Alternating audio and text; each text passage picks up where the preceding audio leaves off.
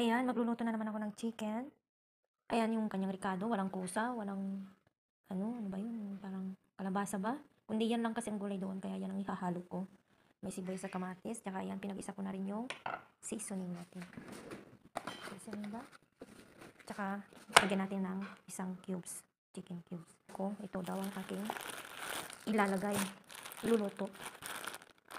So, first time ko lang lutuin ng ganito. Nagluto na rin ako minsan nito, kaya lang dry siya, yung parang ano siya. Dry, napakalaking bilog na dry. Nakalimutan ko na kung anong pangalan nito.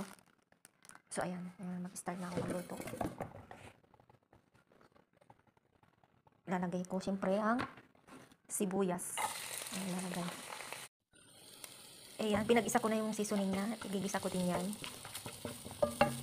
Kunting mantika lang kasi medyo makolesterol tayo ngayon, kaya kunting mantika lang ang aking nilagay.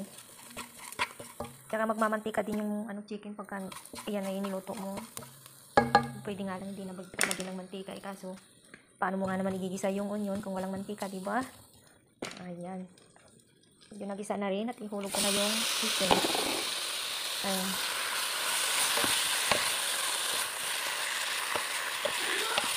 Ayan. Nagdag ko yung buto kasi gusto ni amo yung walang buto.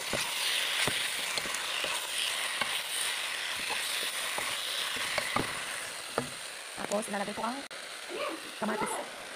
Okay. Mata? Ayan, ilagay ko na ang kamatis. Medyo bisa natin ng kunti sa kamatis. Tapos mamaya ay lagyan ko ng tomato paste.